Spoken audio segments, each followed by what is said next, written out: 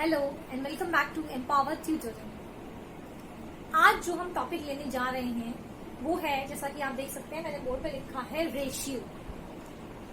ये टॉपिक भी एक बहुत इम्पोर्टेंट टॉपिक है और प्राइमरी क्लासेस में, सीनियर क्लासेस में और कॉम्पिटिटिव एग्जाम्स के अगर नजरिए से देखा जाए तो ये टॉपिक बहुत इम्पोर्टेंट है, because in almost all the competitive examinations इस टॉपिक से 2 या 3 क्वेश्चंस हमेशा पुटअप किए जाते हैं। उनका तरीका अलग हो सकता है but concept is same, ratio. अब रेशियो होता क्या है पहले ये समझ लेते हैं। तो डियर स्टूडेंट्स, आप ये चीज जानते हैं, आपने प्राइमरी क्लासेस में भी किया होगा ये सब कुछ, कि हम कुछ क्वांटिटीज को कंपेयर करते हैं with the help of using different symbols, जैसे कि ग्रेटर देन, लेस देन या इक्वल, है ना। इस तरीके के सिंबल्स का हम यूज करते हैं ये जानने के लिए कि कोई भी क्वांटिटी ग्रेटर है, लेस है, इक्वल है या ग्रेटर देन इक्वल है या लेस देन इक्वल है। इन सब चीजों को कंपेयर करने के लिए हम कुछ सिंबल्स का यूज कर रहे थे अभी तक। अब हम एक नया मेथड सीखेंगे, रेशियोज। ये एक ऐसा मेथड है जिसकी हेल्प से हम क्वांटिटीज को कंपेयर कर पाएंगे।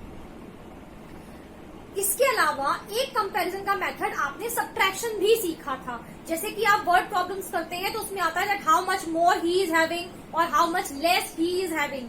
तो ये क्या है? ये भी कंपेयर करने का एक मेथड है, सब्ट्रैक्शन मेथड, जिसकी हेल्प से हम फाइंड आउट करते हैं कि कोई भी वैल्यू मोर है या लेस है।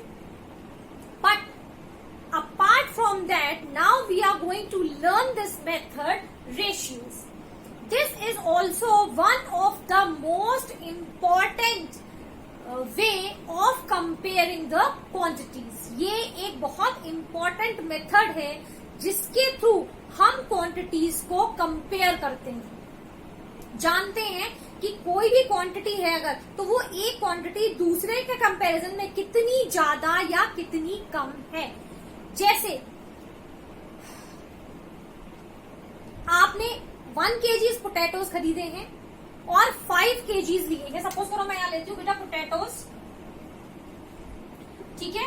यहाँ मैंने 1 kg पोटैटोज लिए हैं और यहाँ पर मैंने लिए हैं मैंगोज, और मैंगोज मैंने लिए हैं 5 kg। अब मुझे ये कंपेयर करना है कि मैंगोज पोटैटोज के कंपैरिजन में कितना ज्यादा है।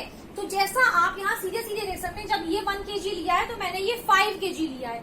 इसका क्या मतलब है कि मैंगोज पोटैटोज के कंपैरिजन में 5 टाइम्स ज्यादा है ना।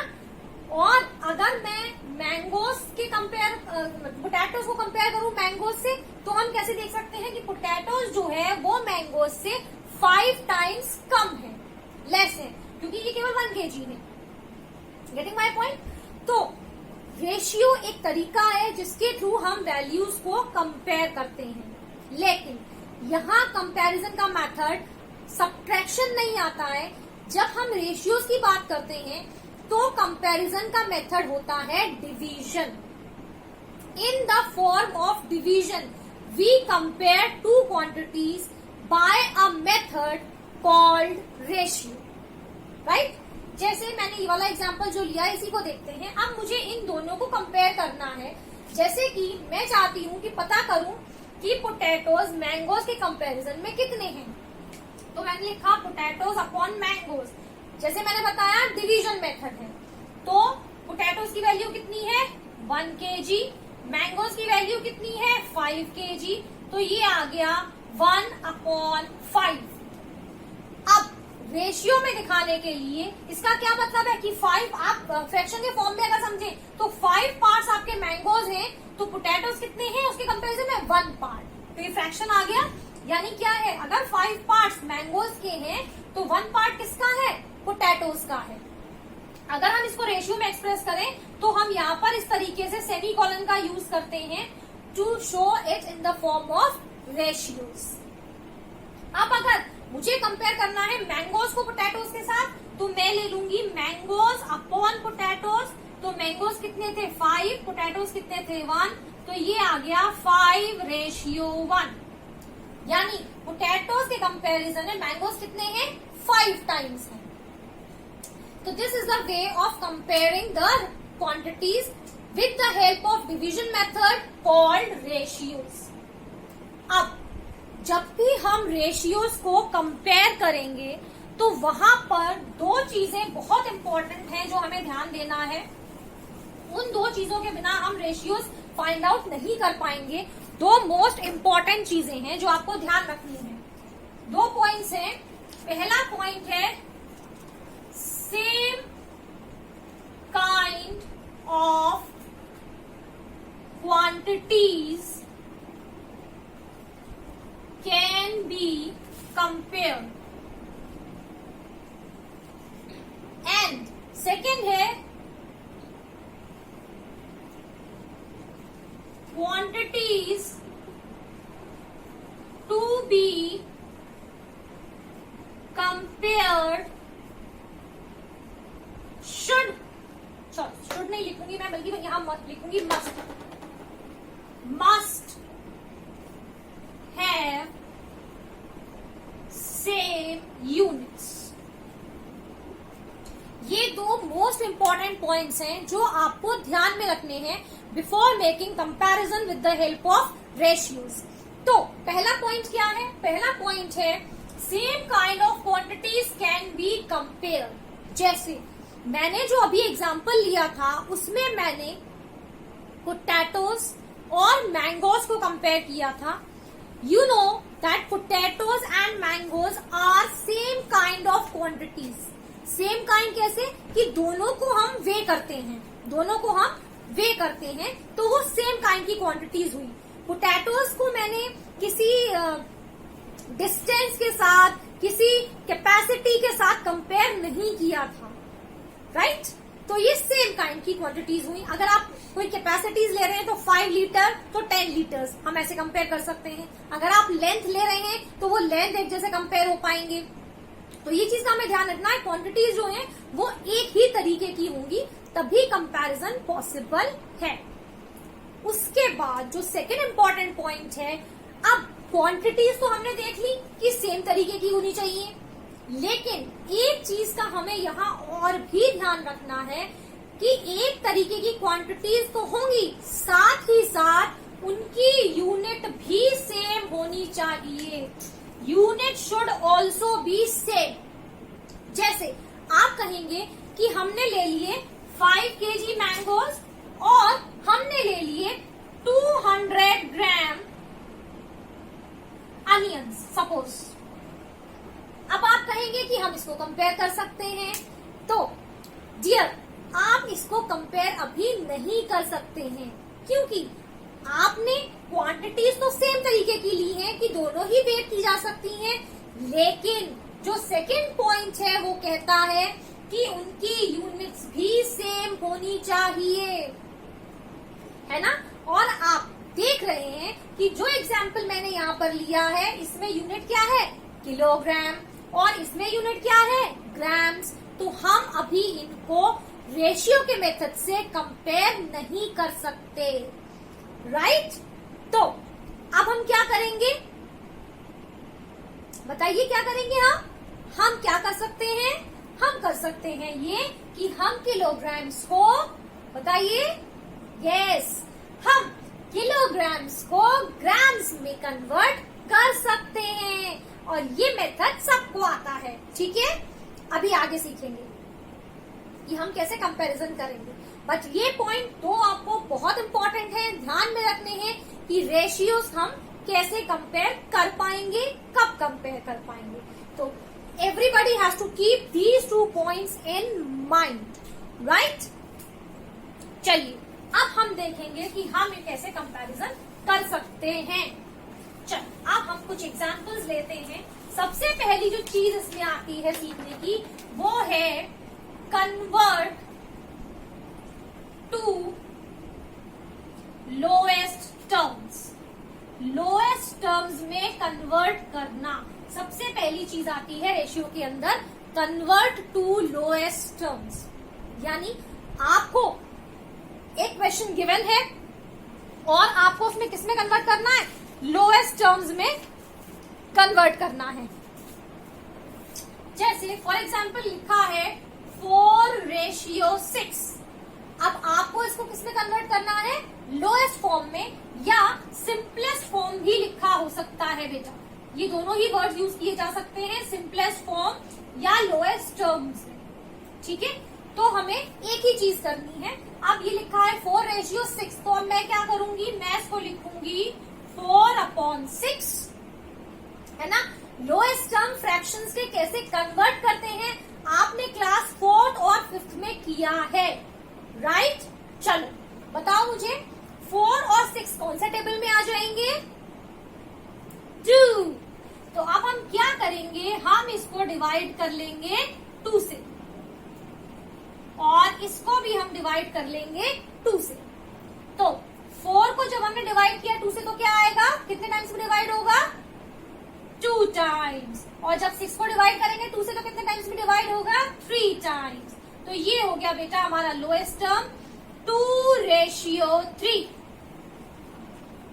ठीक है, इसे हम लोएस्ट टर्म या सिंपलेस्ट फॉर्म क्यों कहते हैं, कोई बता सकता है? चलिए मैं बताती हूँ। क्योंकि 2 और 3 फर्दर डिविजिबल नहीं है, इसके आगे आप 2 और 3 को किसी एक कॉमन फैक्टर से डिवाइड नहीं कर सकते, इसीलिए जो लास्ट में हमारे पास वैल्यू आती है that is known as the lowest term और द सिंपलेस्ट फॉर्म। ओके, चलिए एक एग्जांपल और देखते हैं। अब मैंने लिया है 45 और 60। अब हम इसको कैसे करेंगे 45 और 60 को, तो सेम हम इसको क्या कर लेंगे, फ्रैक्शन के फॉर्म में लिखेंगे, और अब हम चूज करेंगे कोई ऐसा कॉमन फैक्टर जिससे 45 और 60 डिवाइड हो जाए। तो आप में ऑब्वियस सी बात है 2 से डिवाइड नहीं होगा, 3 से हो सकता है, 5 से भी हो सकता है, बट हम कोशिश करेंगे हाईएस्ट कॉमन फैक्टर को ढूंढने की। हाईएस्ट मतलब एक सबसे बड़ा ऐसा नंबर जिससे ये दोनों डिवाइड हो जाएं। तो ऐसा कौन सा टेबल होगा, ऐसा टेबल होगा 15 का, जिससे ये दोनों ही नंबर्स इजीली डिवाइड हो जाएंगे। ठीक है, चलिए पहले मैं 15 से बताती हूँ, अगर आप 15 से डायरेक्टली डिवाइड नहीं कर पाते हैं तो कैसे करेंगे वो भी बताऊंगी। तो 15 के टेबल में 45 आएगा बेटा 3 टाइम्स और 60 आएगा 4 टाइम्स, यानी सिंपलेस्ट फॉर्म हमारी क्या हो गई 3:4। ठीक है, अगर आपको 15 का टेबल नहीं आता है तो लर्न कर लीजिए, एटलीस्ट 20 तक टेबल्स आपको लर्न होने रही थी कि 45 और 60 को हमने लोएस्ट टर्म में चेंज किया था 3:4 में। आप जिन्हें टेबल नहीं आता है वो क्या करेंगे, तो उसके लिए आपको क्या करना है, सेम क्वेश्चन ही ले रही हूं मैं, 45:60, दैट मीन्स वो हो गया 45/60। अब हम क्या करेंगे, इसको हमें किससे डिवाइड करना है, 5 से। तो 5 से अगर हम डिवाइड करते हैं इसको, तो ये डिवाइड होता है 9 टाइम्स में और ये डिवाइड होता है 12 टाइम्स में। अब आप देख सकते हैं कि 9 और 12 अभी लोएस्ट टर्म में नहीं आए। क्या होता है लोएस्ट टर्म या simplest form, that means we can not divide it further, but 9 and 12 still can be divided by 3। तो अभी हम इसको फिर 3 से डिवाइड कर देते हैं। तो 3 से 9 डिवाइड होगा 3 टाइम्स और 12 डिवाइड होगा 4 टाइम्स। तो हियर आई गेट अगेन 3:4। तो जिनको 15 का टेबल नहीं आता है वो ऐसे भी कर सकते हैं। बस इसमें क्या हुआ कि एक जो क्वेश्चन हमने यहाँ 1 स्टेप में किया था, the same is done here in 2 steps, that's it. तो ये आप करेंगे सिंपलेस्ट फॉर्म में। अब हम इसके आगे चलते हैं। इसके आगे जैसा मैं आपको बता रही थी that you have to compare the quantities with the same units. तो अब हम सेम यूनिट्स में होंगी तो कैसे कंपैरिजन करेंगे, और अगर सेम यूनिट्स में नहीं होंगी तब कैसे कंपैरिजन करेंगे, तो ये देखेंगे। ठीक है, चलिए देखते हैं कैसे फाइंड आउट करेंगे हम रेशियोज।